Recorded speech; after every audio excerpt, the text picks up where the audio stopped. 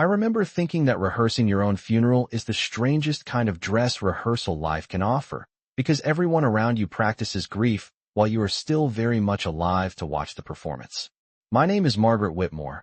I am 68 years old, and on that gray Tuesday afternoon I sat in the third pew of St. Luke's Chapel while my family practiced saying goodbye to me. The pastor stood near the front, gently explaining where everyone would sit, where the flowers would go, and when the organ would begin to play. Outside the tall windows, the November sky hung low and colorless, the kind of sky that makes the whole town feel quiet. My son Daniel sat 2 rows ahead of me, beside his wife Ashley. She held a tissue to her eyes as if the rehearsal itself were already too much to bear, though every now and then she lowered the tissue and glanced around the chapel with quick, calculating eyes. I noticed small things. The way Daniel checked his watch twice in 10 minutes. The way Ashley whispered to him, and then quickly stopped when I looked their direction. Maybe I was imagining it. When you are told your heart isn't as strong as it used to be, you begin noticing every silence in the room. After the pastor finished explaining the order of service, everyone slowly stood. Someone adjusted a flower arrangement near the altar. A few relatives hugged each other with careful, practiced sympathy. I walked down the aisle slowly, my hand sliding along the smooth wooden edge of the pews. People spoke softly when they passed me. "You're so strong, Margaret. We're praying for you." I thanked them with a smile that felt calm, almost distant. Strange how peaceful a person can look when she is quietly observing everything. When we stepped outside the chapel, the late afternoon air had that crisp bite that comes before winter. Daniel said he and Ashley needed to stop by the house later to pick up a few documents for the pastor. I nodded. The house was only about 15 minutes away by car, a white 2-story place Daniel had grown up in, with a narrow staircase that creaked halfway up and a dusty attic that held half a lifetime of forgotten boxes. By the time I returned home, dusk had already settled over the neighborhood. The streetlights hummed faintly as they turned on. I set my purse on the kitchen counter and poured myself a glass of water. The house was still, the kind of stillness that makes every small sound noticeable. Then I saw it. A thin line of light under the attic door at the top of the stairs. I stood there for a moment, one hand resting on the railing. The attic light should not have been on. No one ever went up there anymore. Slowly I began climbing the staircase. Each step made the same familiar creak it had made for 30 years. Halfway up, I paused. I could hear voices above me. Not loud voices. Careful ones. I took another step and then another until I reached the top landing. The attic door was slightly open, just enough to let a narrow beam of yellow light spill into the hallway. I moved closer and looked through the crack.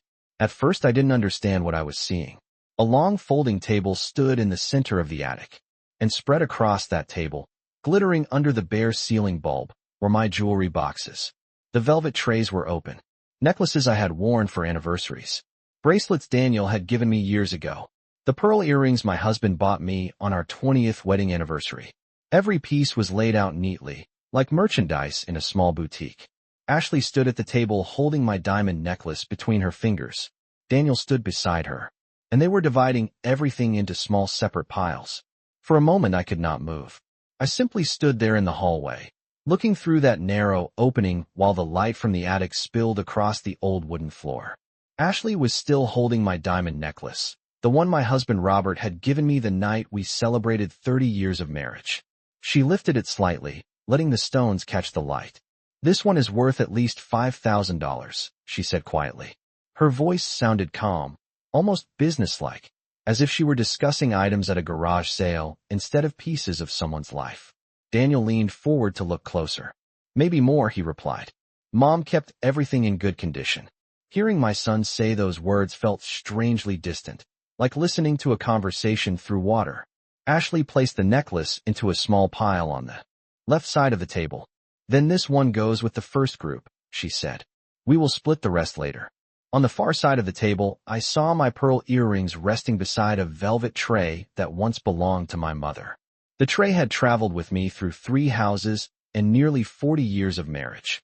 I remembered wearing those earrings to Daniel's college graduation, standing in the bright spring sun while he hugged me and promised he would always take care of me. Now he picked them up between his fingers and studied them with a thoughtful expression. "Ashley, what about these?" he asked. Ashley barely glanced at them before answering. "Those are classic. They will sell quickly. Add them to the same group as the necklace. Daniel nodded and placed them carefully beside the diamonds. Their movements were neat and deliberate. They spoke in quiet voices, occasionally leaning closer to examine another bracelet or brooch. A few distant relatives stood nearby, watching the table with the same attention people give to a board game. No one looked sad. No one hesitated. The strange part was not their voices or even their actions. The strange part was how ordinary everything seemed to them. Ashley opened another jewelry box and gave a small approving sound. Margaret really kept things organized, she said. This makes it easier. Daniel gave a short laugh. She always liked everything in its place. I felt my hand tighten slightly on the doorframe. Everything in its place. Yes, that was something I had always believed in. For 30 years I kept our home running like a quiet machine. Bills paid on time. Holiday dinners prepared with the same china my mother once used. Birthday cards mailed early so they would arrive exactly on the right day. I used to think those small habits helped hold a family together. Ashley lifted another bracelet and turned it toward the light. We should photograph the pieces later, she said, before anyone else asks about them. Daniel nodded again, but this time he hesitated for a moment. Do you think Mom would mind? He asked softly. Ashley looked at him with a small smile that did not quite reach her eyes. Daniel, she said gently, your mother will not need jewelry where she is going. The words hung in the air for a moment. No one spoke. After that, Daniel slowly placed the bracelet down beside the others.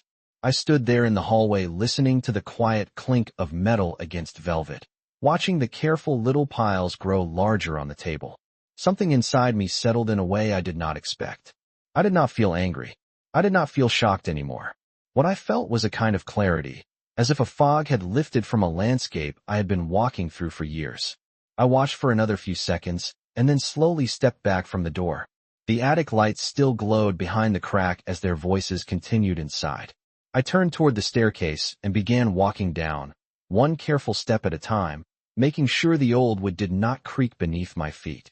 I walked slowly down the staircase, keeping one hand lightly on the wooden railing as if the house itself might notice me if I moved too quickly. The sounds from the attic faded with every step, replaced by the quiet hum of the refrigerator in the kitchen and the distant murmur of relatives talking in the living room. The air downstairs smelled faintly of coffee and lemon cleaner, the same scent that had lived in this house for years. For a moment, I paused at the bottom step and looked toward the hallway mirror. The woman staring back at me did not look like someone attending her own funeral rehearsal. My gray hair was neatly brushed, my navy dress pressed carefully that morning, my posture still straight out of habit. If a stranger walked in at that moment, they would probably assume I was the hostess of a family gathering, not the person whose life everyone upstairs seemed so ready to pack away. I took a slow breath and walked into the kitchen. My sister Linda was standing near the counter arranging small plates of cookies on a tray. She looked up when she saw me and smiled warmly. "Margaret, there you are," she said. "I was wondering where you went." Her voice carried the soft concern of someone who believed the story everyone had been told about my health. I returned the smile and walked over to the counter. "I just needed a little quiet," I said. "It is a busy house today." Linda nodded sympathetically. "It certainly is." Daniel said, "The rehearsal tomorrow will be simple. A short service at the church and then a gathering here afterward." She slid another plate onto the tray and glanced at me gently. "Are you feeling all right about everything?" I folded my hands loosely on the edge of the counter. "I am feeling clear," I answered after a moment. Linda studied my face as if trying to understand what that meant, but she only nodded again. From the living room came a burst of laughter. I recognized Ashley's voice among the others. It was bright and confident, the kind of laugh people used when they felt completely comfortable in someone else's home. I poured myself a glass of water and took a small sip. The coolness steadied me. After a moment, Daniel appeared in the kitchen doorway. He looked slightly surprised to see me there. "Mom," he said quickly, "I thought you were resting." I set the glass down and looked at him carefully. My son was 41 years old now, tall like his father with the same dark hair beginning to show threads of gray. For a brief second, I remembered the boy who used to sit at this same kitchen table doing his homework while I cooked dinner. "I feel fine," I said calmly. Daniel stepped farther into the kitchen, glancing briefly toward the staircase that led up to the attic. "Ashley and I were just organizing a few things," he explained.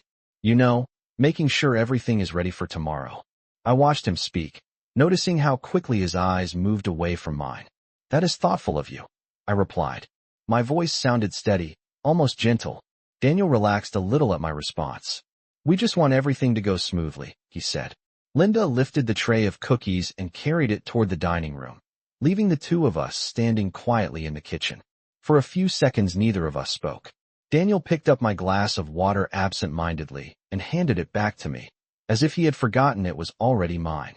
"Mom," he said, lowering his voice slightly. "You know Ashley, and I will handle things when the time comes.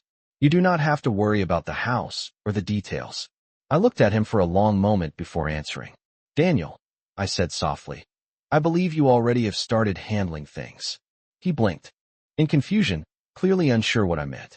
I held his gaze for another second and then lifted the glass to my lips again, letting the silence stretch just long enough for the words to settle in the room between us. I watched Daniel carefully as the silence stretched between us in the kitchen. His eyebrows pulled together slightly, the way they always had when he was trying to solve a problem that did not make immediate sense to him. For a moment, he looked almost like the young boy who once struggled with algebra homework at this same table, except now the lines around his eyes told the story of many adult decisions. "What do you mean by that?" he asked quietly. His voice carried a small edge of uncertainty. I lifted my glass again and took another sip of water before answering. "I mean that you and Ashley seem very organized today," I said calmly. "That is not a bad thing." Daniel shifted his weight slightly and glanced again toward the staircase that led to the attic. I could see the calculation happening behind his eyes, the silent question of how much I might have noticed. "We just thought it would be easier to start sorting things," he said after a moment. "There are a lot of details to take care of when someone passes." The word "passes" floated in the air between us like something fragile. I studied his face carefully. "Yes," I said slowly. "There are always many details." In the living room, another wave of conversation rose and fell, followed by the clink of someone setting a coffee mug on the glass table. The house felt strangely normal, like any other family gathering we had hosted over the years. Only this time the subject of the gathering was me. Daniel cleared his throat lightly. "Mom, Ashley has been helping me plan everything so you do not have to worry," he continued. "The service, the paperwork, the house. We are trying to make it easier for everyone." I nodded slowly as if considering his words. "Ashley is very efficient," I said. "I noticed that." Daniel's shoulders relaxed slightly, perhaps believing that the conversation was moving back toward familiar ground. Just then, Ashley stepped into the kitchen doorway carrying a small notebook. She paused when she saw us standing there. "Oh, good.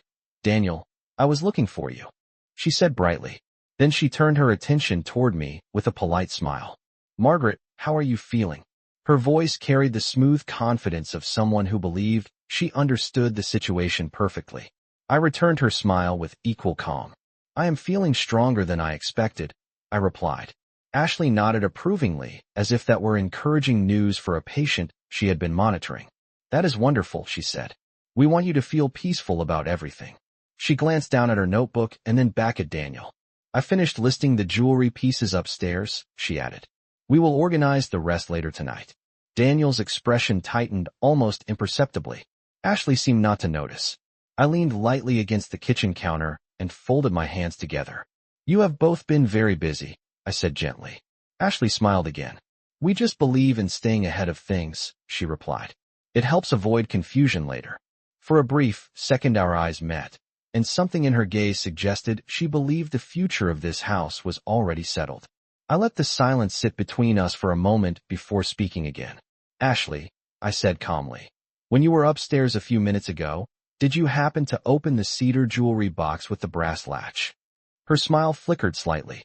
"Yes," she said cautiously. "There were several pieces inside." I nodded once. "Did you notice the small envelope beneath the velvet tray?" Ashley looked briefly at Daniel before answering. "I do not remember seeing an envelope." I tilted my head slightly.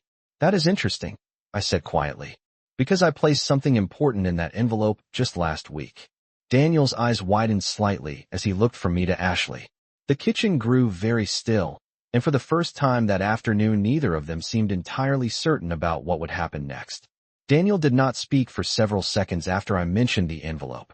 His eyes moved from my face to Ashley and then back again, as if he were trying to decide whether this conversation had suddenly become more complicated than he expected. Ashley closed her notebook slowly, her confident posture tightening just a little. "What kind of envelope?" she asked. Her tone was still polite, but the smooth certainty from a moment ago had faded slightly. I kept my hands folded and watched them both carefully. "A small, white envelope," I said. It was placed beneath the velvet tray inside the cedar box.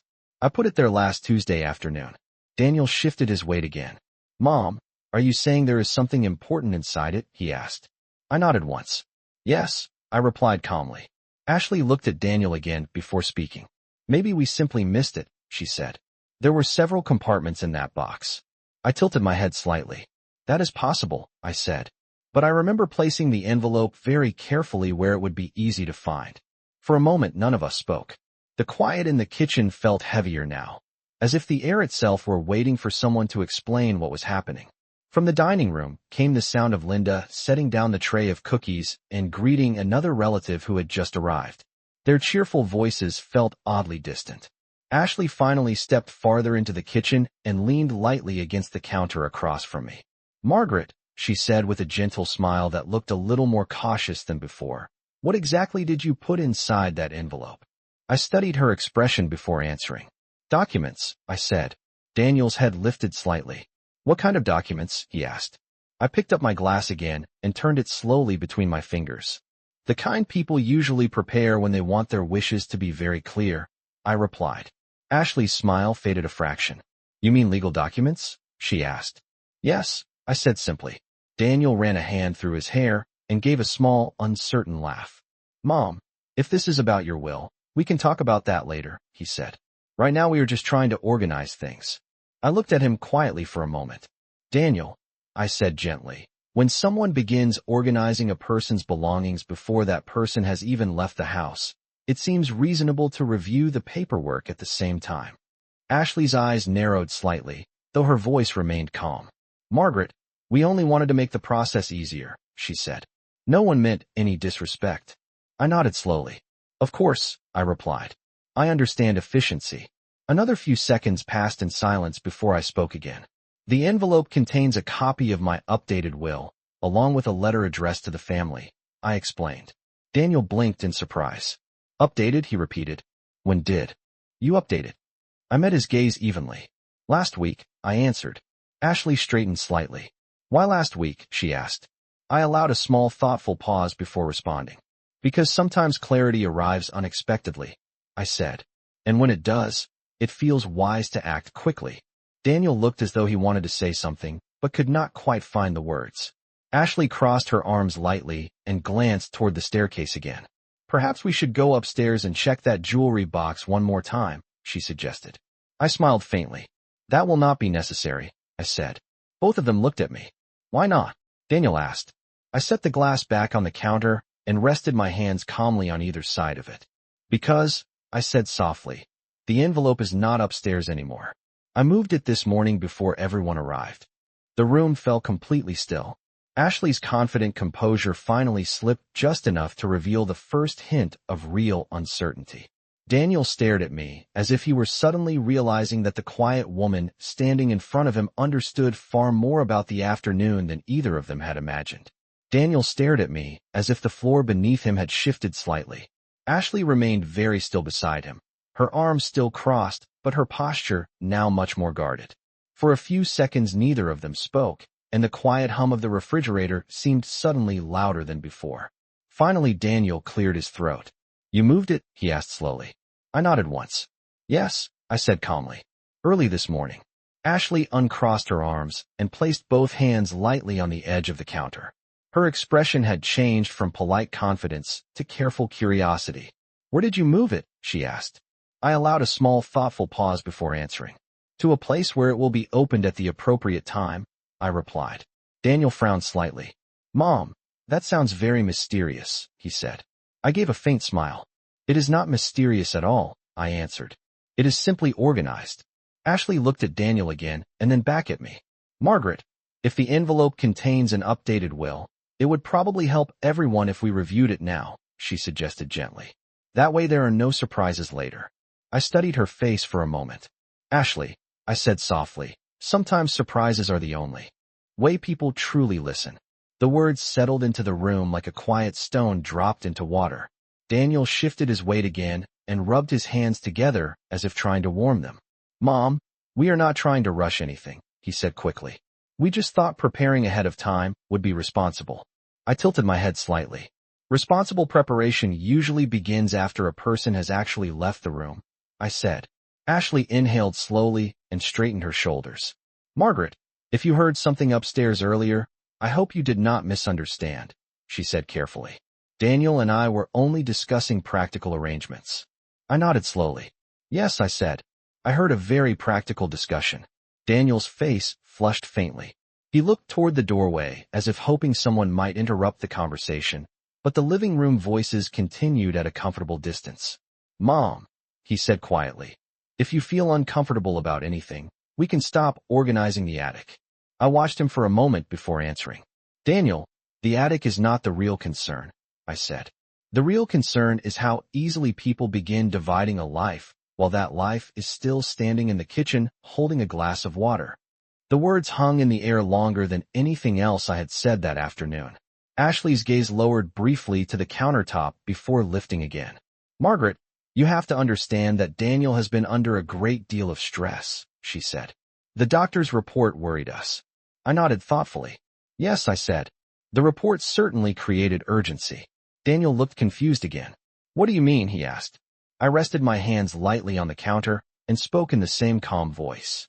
I mean that when a person hears uncertain medical news, it often reveals how people around them truly think. Ashley's expression tightened slightly. We care about you, she said. I gave a gentle smile. I believe everyone in this house cares about something, I replied. Daniel blinked, clearly unsure how to respond. The tension in the kitchen felt quiet but unmistakable now. Finally, Ashley spoke again, her voice more measured than before. Margaret, if the envelope is no longer upstairs, when exactly will the family see what is inside it? She asked. I lifted my glass again and took a slow sip of water before answering. Tomorrow, I said. Daniel frowned slightly. Tomorrow, he repeated. I nodded. Yes, I said calmly. At the funeral rehearsal. Both of them stared at me as if the words had rearranged the entire plan they thought they understood. I placed the glass gently back on the counter and looked from one face to the other. After all, I added softly, if everyone is already preparing for that event, it seems like the most appropriate moment for the truth to arrive as well. The next afternoon, the church parking lot looked exactly the way it had during dozens of family events over the years. Quiet rows of cars lined beneath tall maple trees, while people walked toward the small brick building carrying soft voices and polite expressions. I sat in the passenger seat of my car for a moment before stepping out, watching Daniel and Ashley as they spoke near the entrance with the funeral coordinator. Ashley held a small folder against her chest, speaking confidently, while Daniel nodded beside her. Anyone passing by would assume they were simply a devoted couple managing difficult arrangements for a beloved parent. I stepped out of the car and closed the door gently. The air smelled faintly of freshly cut grass, and a warm breeze moved through the branches above the parking lot. For a moment, I stood there looking at the church building, remembering how many times I had walked through those doors for weddings, baptisms, and holiday services. Today was supposed to be a rehearsal for my funeral, something the doctor had encouraged after discussing the uncertainty of my recent diagnosis. When Daniel noticed me approaching, he quickly excused himself from the coordinator and walked over. Mom, you made it, he said with a small smile that looked carefully practiced. Ashley followed a step behind him, her expression polite but watchful. Margaret, we were just reviewing the order of the service, she said. It will be simple and respectful. I nodded calmly. That sounds appropriate, I replied. The funeral coordinator, a middle-aged woman named Karen, greeted me warmly and handed me a printed schedule. We will walk through the seating arrangement and the music selections, she explained kindly. It usually helps families feel more prepared. I thanked her and glanced briefly at the paper before folding it in half.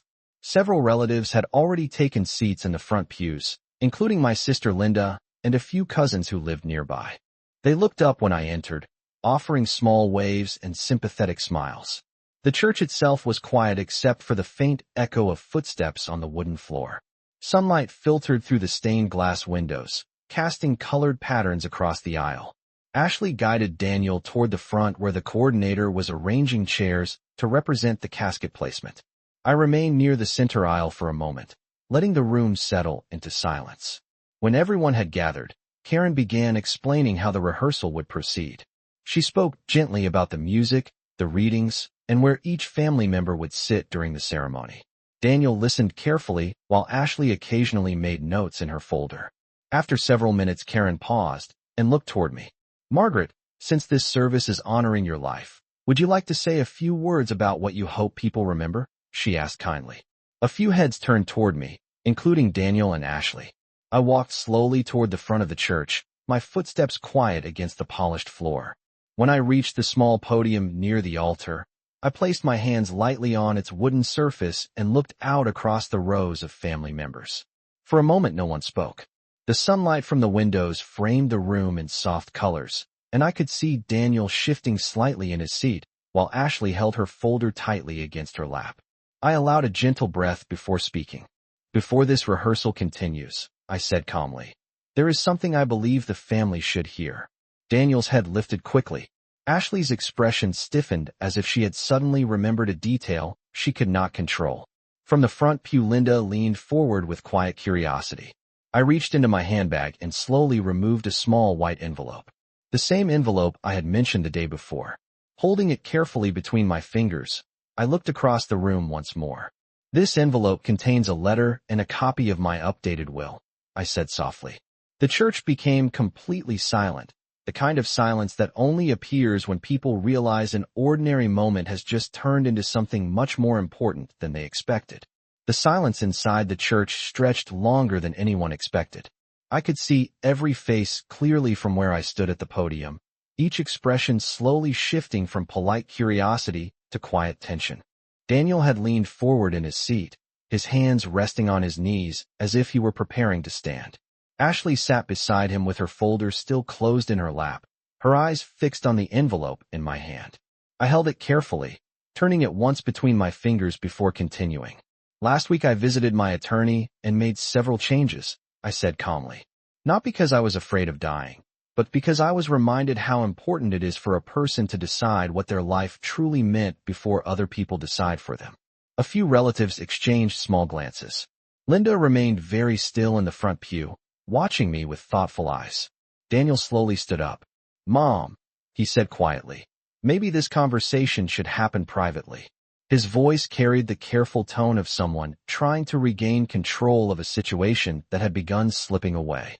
I shook my head gently. "No, Daniel," I replied. "Since everyone is here to rehearse the end of my life, it seems appropriate for everyone to hear the beginning of the truth." Ashley shifted slightly in her seat, her shoulders straightening as if she were preparing for a conversation she could not easily interrupt. I opened the envelope and removed several neatly folded pages.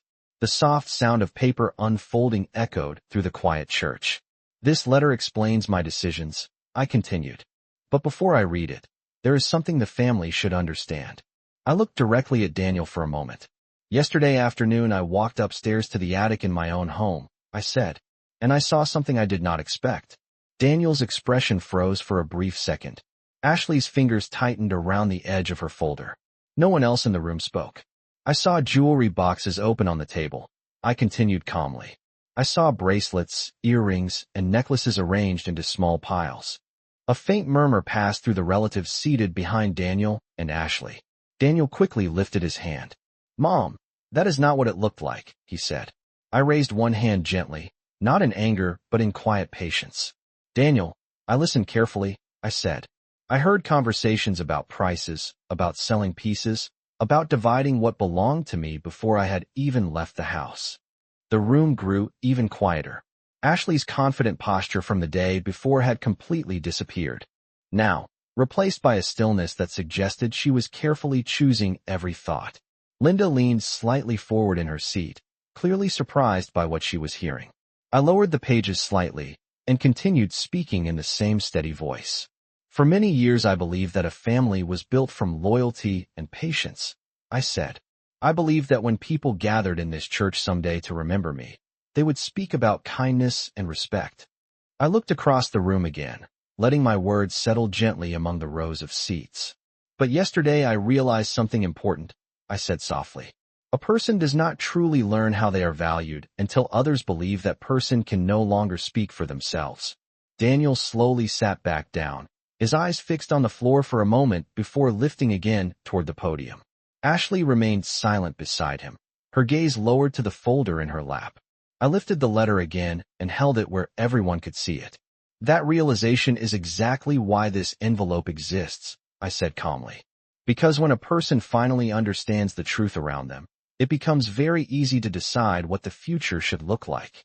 The quiet inside the church felt heavier now, as if every person in the room had suddenly become aware that this rehearsal was no longer about a future funeral, but about the truth standing in front of them. I held the letter in my hands and looked slowly across the rows of familiar faces. Daniel sat stiffly beside Ashley, his expression caught somewhere between confusion and regret. Ashley remained very still, her eyes lowered but her posture tense, as though she understood that the moment she had carefully managed for days had taken a direction she could not control. I unfolded the first page and began to read. To my family, I said calmly, my voice carrying through the quiet church. If you are hearing this letter, it means we are gathered together to discuss the end of my life. But yesterday I realized something important. The end of a life does not always arrive with illness or time. Sometimes it arrives the moment people decide that your voice no longer matters. A faint movement passed through the relatives seated in the back rows. Linda watched me carefully, her expression thoughtful but supportive. I continued reading. For many years I worked hard to build a home where everyone felt welcome. I believed that kindness would naturally return to the person who offered it.